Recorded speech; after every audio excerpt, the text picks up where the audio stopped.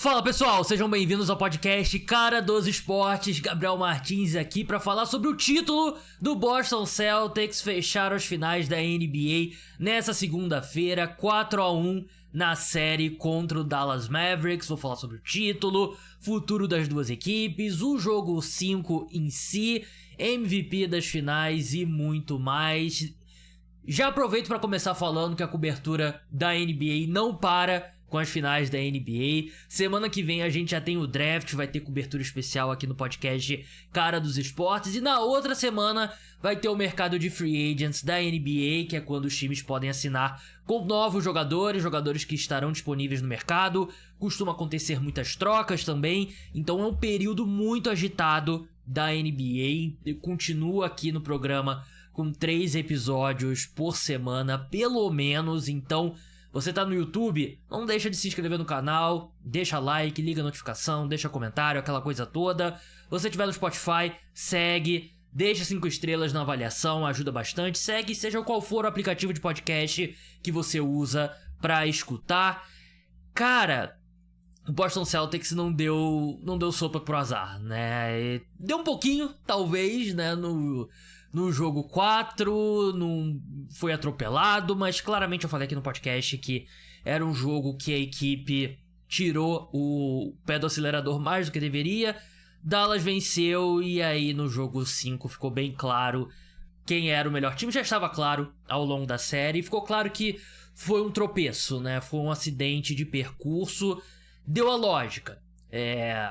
Boston Celtics era o meu palpite para ser campeão da NBA. Isso eu gosto de lembrar. Não vou gostar de lembrar que o meu palpite para finalista do lado do oeste era o Los Angeles Lakers, né? Mas claramente depois da troca pelo Jrue Holiday era o melhor time. A maioria das pessoas tinha como palpite o Boston Celtics. Tinha muito aquela coisa, não, o Boston Celtics é pipoqueiro e tal, não sei o que. Mas vocês sabem como eu me sinto sobre isso, né? Raramente eu aceito esse rótulo de pipoqueiro. Pra mim, o cara é pipoqueiro, não vence até que ele vence. E é o que aconteceu com o Jason Tatum, né? Acho que ele era o grande expoente, né? Ele é a cara desse time, né? Ele é a maior estrela. E ele acabava recebendo o rótulo, né? E pra mim, eu falei exatamente essas palavras ao longo da temporada. Pra mim, ele ia ser considerado pipoqueiro até o dia que ele venceria o título. E foi o que aconteceu. Não dá mais pra falar que ele é pipoqueiro. Realmente uma grande temporada. A equipe terminou com 80 vitórias e 61 derrotas no geral, que é uma campanha absurda, uma das maiores campanhas da história da NBA. Os números vão dizer que é um dos melhores times da história da NBA.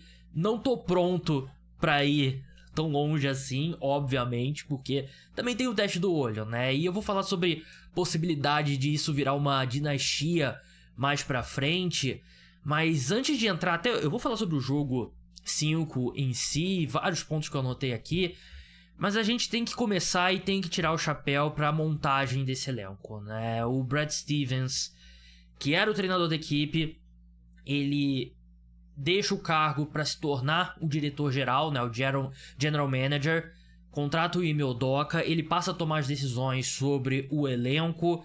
Ele fez um trabalho brilhante nesses últimos anos só que essa construção do elenco vai antes, né? Antecede ele, né? Porque antes dele era o Danny Ainge, que era o ex-jogador do Celtics nos anos 80 e era o diretor da equipe, porque a construção desse elenco, você vai lá atrás na troca do Kevin Garnett e eu ia falar Paul George, né? Kevin Garnett e Paul Pierce, né? Que é uma das trocas mais marcantes, acho que dá pra dizer, da história da NBA. Com certeza da história recente. Da história recente é essa, ou a troca pelo James Harden, do Oklahoma City Thunder, né? Que poderia ter mantido James Harden, Kevin Durant e Russell Westbrook juntos, né? Mas em 2013, o Celtics, vindo de anos bem de sucesso, né? A equipe foi campeã em 2008, com o núcleo, né? Com Rajon Rondo, com Ray Allen, que já tinha saído naquela época, Paul Pierce, Kevin Garnett. Eles já estavam na reta final. O Nets queria competir imediatamente fazem uma troca que acaba se tornando um dos maiores fracassos para um time na história da liga. Eles mandam a escolha de primeira rodada em 2014, 2016 e 2018 e mais um pick swap, né, que é a possibilidade do time, do outro time trocar a própria escolha de primeira rodada com a desse time, né? Então, basicamente, se o Celtics em 2017 tivesse uma escolha mais baixa do que a do Brooklyn Nets, eles trocariam e foi exatamente o que aconteceu. O Celtics mandou jogadores ali pra equiparar o contrato, o Nets fez a mesma coisa, mas basicamente Paul Pierce e Kevin Garnett por isso tudo, né? Só que um contexto importante é que na época era um novo dono do Brooklyn Nets, ele tava querendo gastar e um ano depois ele, não quero mais gastar. Vamos dar uma cortada, vamos dar uma secada no elenco. E aí foi o desastre que aconteceu.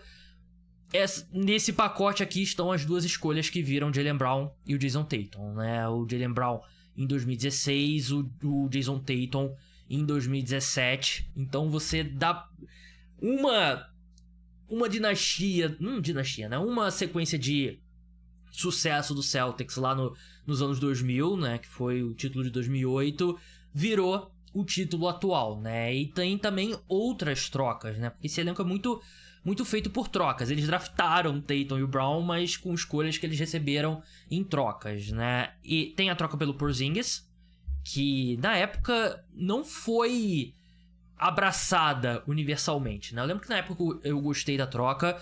Os Celtics receberam Kristaps Porzingis, uma escolha de primeira rodada que eles usam depois pra mandar pro Portland Trail Blazers pra adquirir o Jrue Holiday.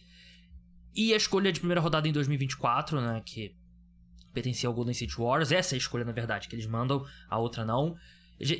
Mandam o Marcus Smart, mandam o Danilo Gallinari também, o Mike Muscala e uma escolha de segunda rodada, né? Uma baita troca em retrospecto, se você pensar que os Celtics basicamente deram o Kristaps Porzingis, deram o Marcus Smart pelo Kristaps Porzingis e duas escolhas de primeira rodada. É um absurdo de troca, né? E aí depois eles mandam o Robert Williams, Malcolm Brogdon e duas escolhas de primeira rodada para o Portland Trail Blazers pelo Jrue Holiday, né? Uma troca que a gente já falou bastante aqui no podcast. E eu acho que vale a pena também falar da troca do Derek White, né? Que é outra troca que não foi unanimidade na época. Eu não gostei tanto, mas o Derek White deu um grande salto, né, com o Boston Celtics, né? Eles mandaram o Josh Richardson e o Romeo Langford e uma escolha de primeira rodada protegida pelo top 4 em 2022 pelo Derek White. E, claro, a identidade desse time do Boston Celtics é o Jason Tatum e o Jaylen Brown. Mas ter esse backcourt Jrue Holiday e Derek White é gigantesco. É o melhor backcourt defensivo da NBA de longe, assim, né? Eles estão lá uns 3, 4 patamares acima do segundo melhor. Eles se complementam muito bem e funciona também porque o Tatum deu um salto ali como playmaker, né? Ele teve um número de assistências bem alto. Então é um time que não tem um criador, né? Não tem um cara que fica com a bola, né? São basicamente 5 jogadores que conseguem criar o próprio arremesso, conseguem criar para os outros. Até achei que o Porzingis melhorou nesse ponto, ele nunca foi o forte dele, mas realmente é uma construção de elenco brilhante.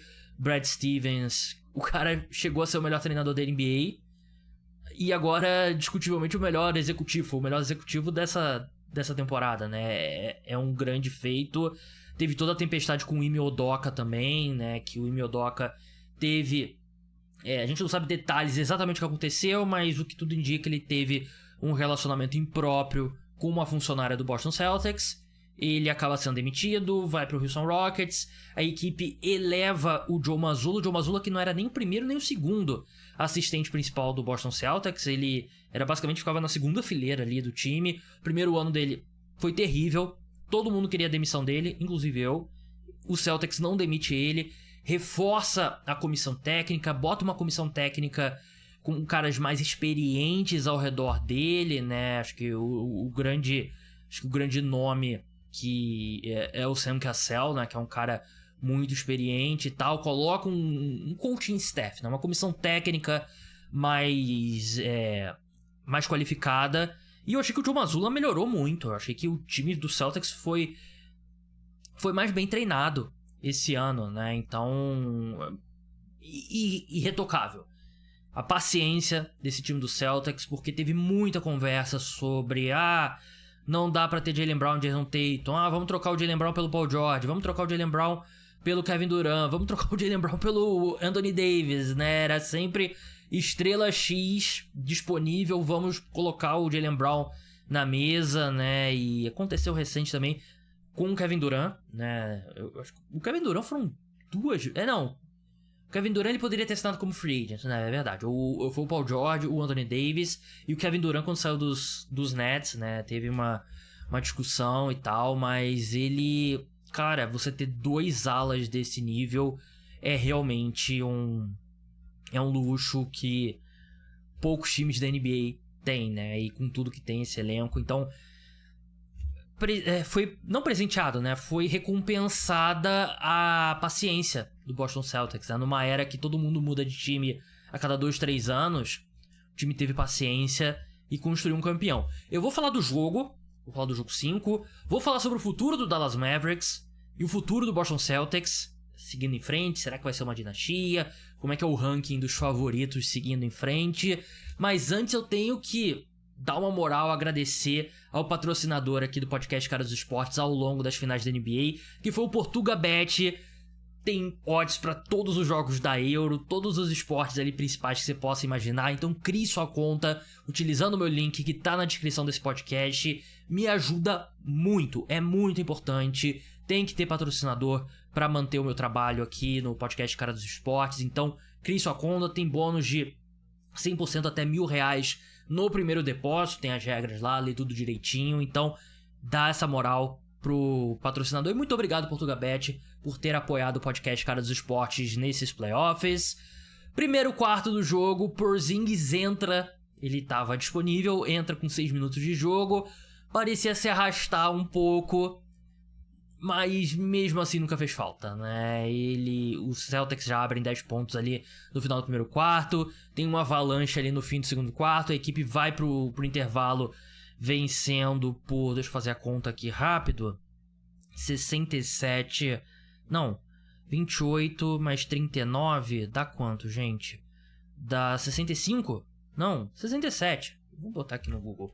28 mais 39. 67 mesmo, acertei de primeira.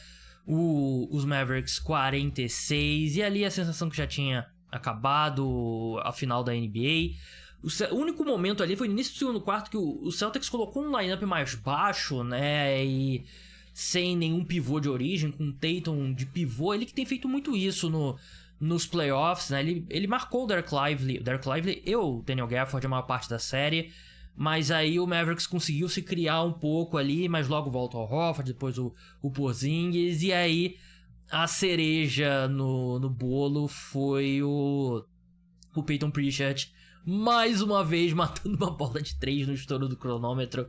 É absurdo. Se ele fosse um jogador de futebol americano, ele ia ser o quarterback especialista em Hail Mary, né? É absurdo. E até um ponto que o meu amigo Vitor Camargo, a gente tava conversando durante o jogo, ele levantou, né? E eu concordo plenamente, me irritou muito. No final do primeiro quarto, o Dante Exum, no estouro do cronômetro, ele tava com a bola na mão e não arremessa. O time perdendo as finais da NBA, ele não arremessa.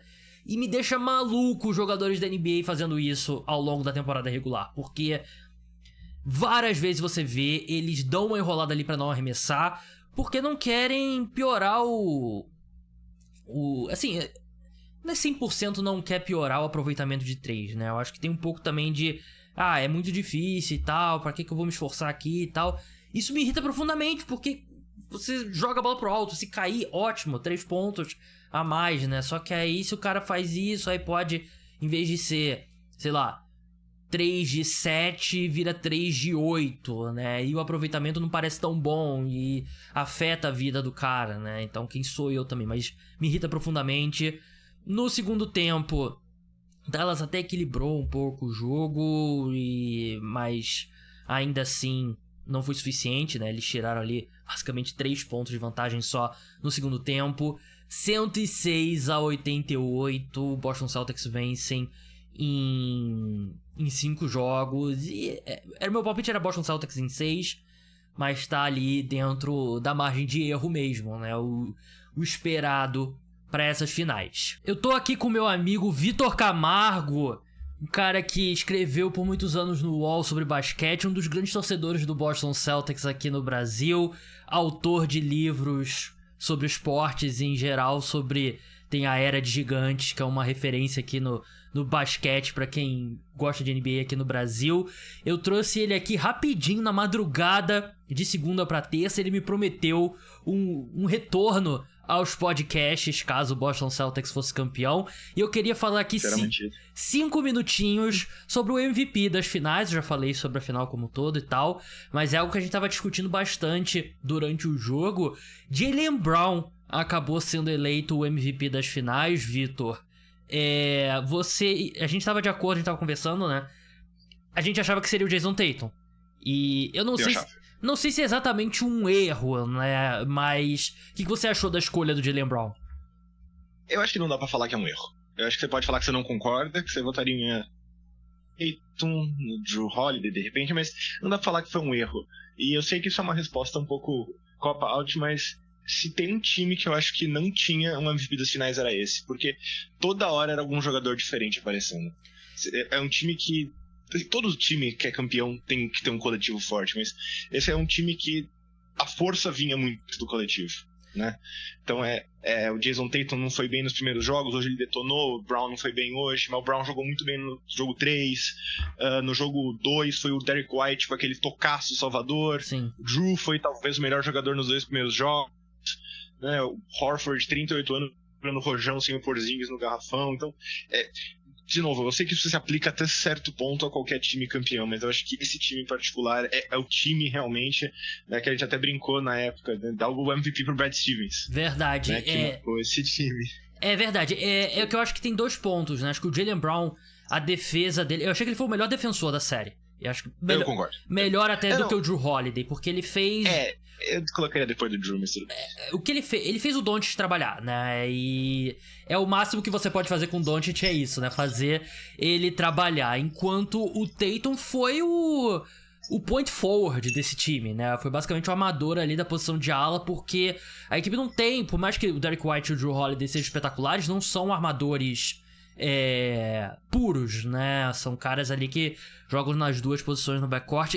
Eu teria dado um pouco de vantagem pro Jason Tatum, porque eu achei que ele talvez tenha sido um pouco mais vital ao sucesso do time nessas finais. Taticamente falando, até. Só que eu acho que ele marcando pivôs adversários para deixar o Horford geralmente no PJ Washington foi taticamente muito importante. Ele foi o motorzinho. Sim. E, de novo, a gente fala de Brad Stevens MVP e tal, né? Toda hora alguma coisa diferente acontecia e alguém diferente respondia, né? Sim, é um elenco muito profundo e acho que o Jaylen Brown foi espetacular também. Eu não acho que foi um erro, mas eu acho que Não foi um erro, eu vou afirmar, não foi um erro. Eu acho que não seria meu voto, mas não foi um erro. A questão é porque o Tatum jogou abaixo do que ele poderia. O Tatum não fez a melhor série possível. Eu acho que o Jaylen Brown jogou um pouco mais perto do teto dele. Então fica mais fácil, soa melhor o Jaylen Brown ser o MVP, né? Mas não sei... Sabe o que soa pra mim, o MVP das finais às vezes? Sabe técnico do ano?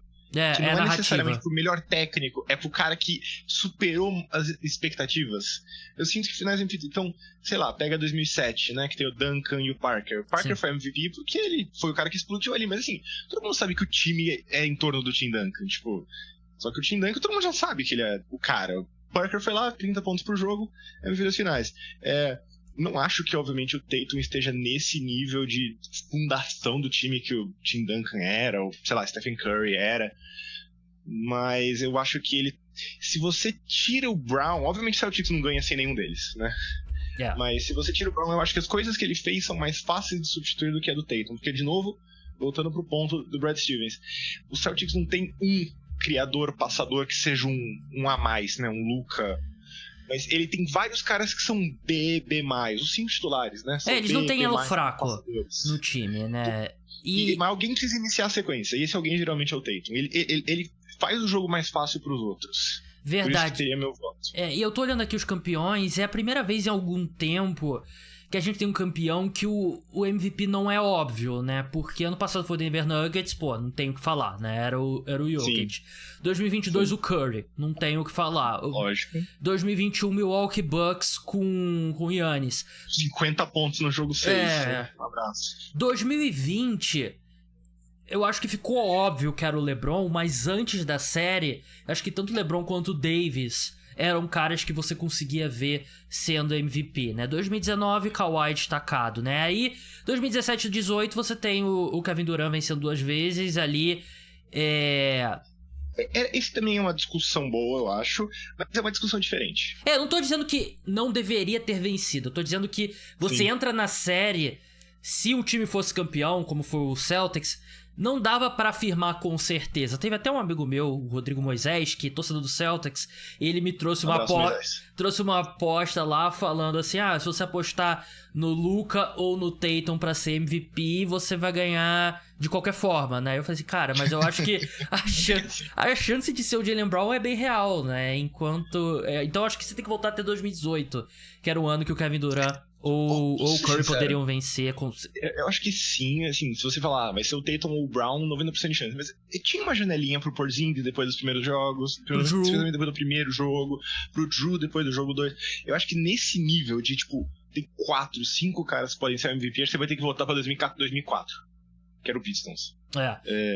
Se você sabe bem. Sim. Mas, assim, seu ponto tá correto. Eu acho que nesse nível de dúvida antes da série a gente vai ter que voltar pra Curry e Durant. Mas era Curry ou Durant, né? Verdade. Eu acho que esse nível de, tipo, 4, 5 caras, acho que tem que voltar pro Pistons, porque no máximo talvez o Celtics de 2008, mas aí também era um pouco diferente, né? Eram 3 muito acima. Eu tô curioso pra ver se eles vão divulgar como ficou a votação, porque eu sinceramente acho que o Jrue também não tá muito abaixo dos dois, não. Eu achei que ele fez uma série brilhante. Eu acho que se o Jrue ganhasse, não seria merecido, cara. Sim. Eu acho... Só que ia ser difícil pra ele levantar o troféu, né? Com o Kyrie Irving pesando no bolso dele, mas tudo bem. Foi uma série brilhante, mas, Vitor, vai dormir lá, cara, já quase 1h da... Quer dizer, 00:30 aqui. Dormir, boa sorte. Vai lá dormir, brigadão pela participação. Sigam ele lá no 2 Minute Warning, a gente vai continuar aqui no podcast, mas eu me despeço aqui. Parabéns pelo título. Você não tem nada a ver com o título, mas parabéns pelo título. Eu tô feliz por ele. Eu já assisti em 2008, mas era outro ponto da vida. Tava começando namoro, tava em ano de vestibular. Aliás, começando namoro, a gente casou 2 anos atrás. Com a mesma garota. Ano de vestibular, não era tão fanático por basquete, então eu comemorei, mas esse tem um peso diferente, viu? Olha. Valeu, Vitor. Vamos falar do futuro dos dois times agora. Vamos começar pelo Boston Celtics, que o futuro é promissor, né? E claro que agora a questão é quantas vezes eles vão conseguir repetir isso, né? E se o Denver Nuggets ensinou pra gente nessa temporada que é muito difícil vencer 2 títulos consecutivos, né? Eu falei agora com o Vitor, né? O último time a ser campeão 2 vezes consecutivas foi o Golden State Warriors, né? Com aquele time absurdo. Talvez, na minha opinião, o melhor time de todos os tempos, né? Antes disso, Miami Heat com o Big Three, né? E é muito difícil vencer 2 vezes consecutivas. Eles entram na próxima temporada como favoritos, porque o elenco basicamente intacto, né, pra próxima temporada, né? Eles, do núcleo, Jaylen Brown tem mais acho que 3 ou 4 anos de contrato, o Jrue Holiday renovou, o Porzingis renovou. Os caras do núcleo, os caras principais que precisarão renovar em breve são o Tatum e o Derek White, mas os dois têm mais 2 anos de contrato. Quer dizer, desculpa, essa temporada que terminou e mais uma, né? Os dois serão free agents após a próxima temporada, né? O Tatum, ele vai ficar, é um super máximo, né? Ele vai assinar por 60 e poucos milhões de dólares por ano, é muito mais do que qualquer time pode oferecer e ele vai ficar. A questão é o Derek White, né? E eu até tava falando com... Eu não sei se minha voz fica diferente quando eu tiro o fone, mas eu até tava falando com o próprio Vitor durante o jogo, né? Porque o Celtics já tá pagando bastante dinheiro de de Luxury Tax, né? Que é aquele imposto que os times pagam na NBA quando eles estão acima do teto, né? Eles estão acima do segundo teto, vão ter aquelas limitações para construção de elenco, né? Mas aí você tem que usar meio que aquela máxima, né? O que é um peido para quem já tá todo cagado, e você mantém esse núcleo, né? A questão é que o Derrick White pode ter ofertas muito boas do mercado, né? Mas para a próxima temporada, esse time tá intacto, eles vão perder aqui free agents, é o Luke Kornet, com Deus, Luke Kornet, e o Xavier Tillman também, né? E acho que eles gostariam de manter o Xavier Tillman, né? Mas também não seria um desastre se a equipe o perde, né? A questão vai ser mesmo o Derrick White. Ele é um cara, sinceramente, hoje eu diria que ele é um cara de 30 milhões de dólares por ano, né? E aí é basicamente o contrato do Drew Holiday. Talvez você dá uma corrigida pelo aumento da folha salarial até lá, 32 talvez. Mas tem condições. Você vai pagar bastante imposto, mas você tá numa posição que você pode ser campeão, sei lá, pode conquistar 2 dos próximos 3 títulos. Não é muito difícil, mas é possível, né? E a gente tem que ver o que os outros times do leste vão fazer. Talvez um Philadelphia 76ers com o Paul George pode ser um obstáculo pro Boston Celtics. O Milwaukee Bucks com Giannis e Lillard saudáveis e um ano mais ali tranquilo, né? Esse ano foi muito conturbado. Quem sabe uma evolução do Paulo Banchero, do Franz Wagner lá no Orlando Magic. Knicks, quem sabe o que os Knicks vão conseguir fazer. Mas mesmo nesses melhores cenários possíveis, eu ainda acho que o Boston Celtics é bastante favorito no leste, e aí vai depender do oeste. E aí a gente fala agora sobre o futuro do Dallas Mavericks. O Dallas Mavericks, de jogadores que o contrato se encerra agora, tem o Derrick Jones, que ele foi muito importante pro time. Se o Mavericks tivesse sido eliminado nas finais de conferência, o Derrick Jones sairia como um dos jogadores com preço mais inflacionados nesse mercado de free agents, né? Só que ele foi um desastre nas finais, né? Não defendeu bem, foi um 0 ofensivamente, e meio que voltou a ser o Derrick Jones antes, né? Por isso que ele assinou um contrato de 3 milhões de dólares por ano com o Dallas Mavericks, né? E você não pode dar um overpay. Claro que você gostaria de manter o Derrick Jones, mas você não pode pagar 10 milhões. Até não sei se ele chega a tanto no mercado aberto, né? Mas ele é um cara que eu acho que você pode perder. Você gostaria de manter. Mas claramente, onde esse time vai evoluir do Dallas Mavericks é a evolução de jogadores jovens, né? E é o time com mais entrosamento ali com Daniel Gafford e com PJ Washington, né? Eles que chegaram no meio da temporada. É o Kyrie também pegando a partir do que ele terminou essa temporada, né? Eu acho que é bem importante. Mas um cara que eu acho que é uma grande variável é o Josh Green. Eu achei que ele jogou muito bem nesses últimos 2 jogos. Vocês sabem, quem escuta o podcast sabe que eu tenho pedido mais minutos pra ele.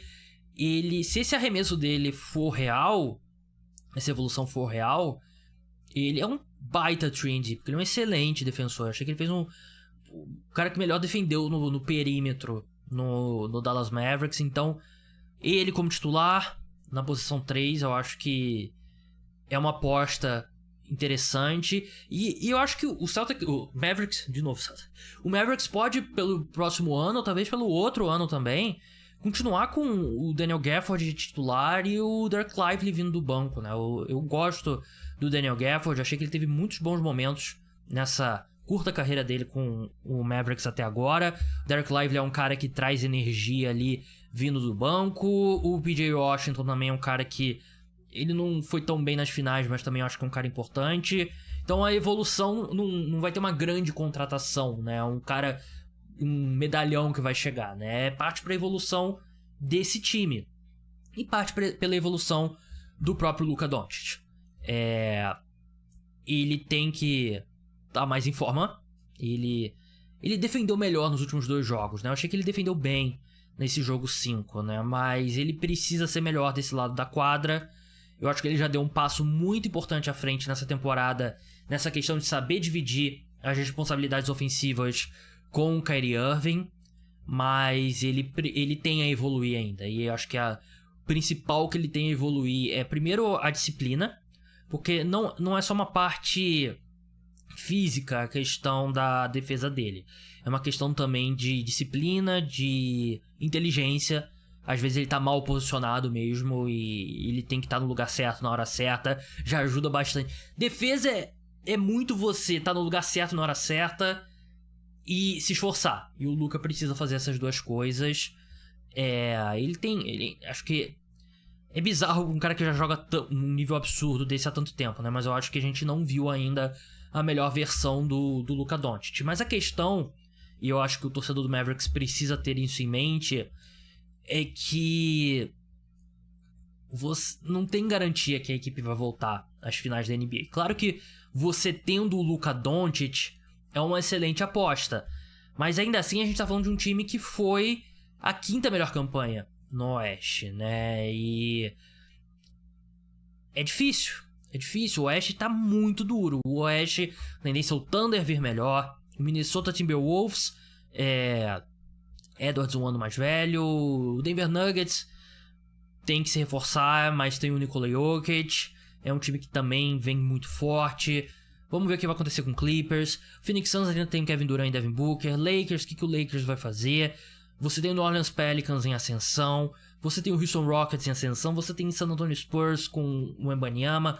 Você tem o Memphis Grizzlies que vai voltar a ser competitivo. Então, tem o Utah Jazz com muitas peças ali. Então, é uma divisão muito dura, né? Então, o Dallas Mavericks pode ser um time até melhor na próxima temporada regular e não conseguir chegar de novo nas finais da NBA, né? Então, vai ser muito duro. A equipe precisa acertar nessas contratações ali nas margens do elenco.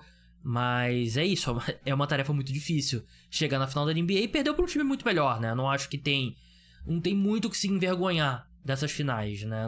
Poderia ter sido mais competitiva? Poderia. Mas ainda assim o Celtics era bem melhor e acho que 4-1 nas finais não vai soar estranho daqui a alguns anos, né?